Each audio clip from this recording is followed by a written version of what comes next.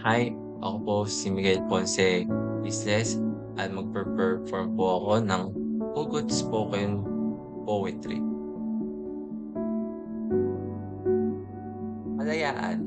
Kalayaan sa sarili ko ay malaya ako. Kalayaan na masasabing may pag-asa ako. Kalayaan na masasabing masusunod ako.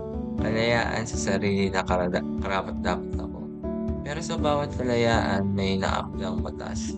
Batas na kailangan ika'y sumunod, batas na kailangan mong unawaan, batas na kailangan mong matuto kung paano magmahal sa kapwa mo. Pero sa pagmamahal mo sa kapwa, kailangan mong ipakita sa kanya na mahal mo talaga. Mahal mo kasi gusto mo, mahal mo kasi kontento ako, mahal mo kasi may gusto akong patanayan sa kanya. Oo, mahirap.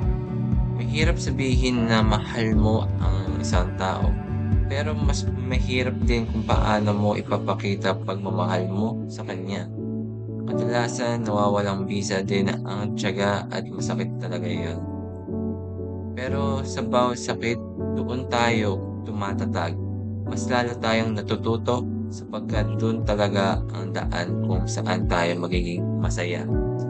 Oo, masakit isipin na di tayo pinalad doon. Pero para ikabubuti natin iyon. Oo, masakit isipin na ang gulo ng mundo. Pero doon tayo mas lalong tatatag ang sarili natin. Masak masaktan man tayo ng sobra-sobra, paasahin man tayo ng pababa, mari mari mari marinig man tayo ng masasakit na salita,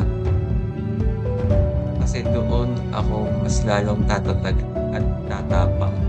Kasi saan man ako patungo, doon ko masasabing malaya ako.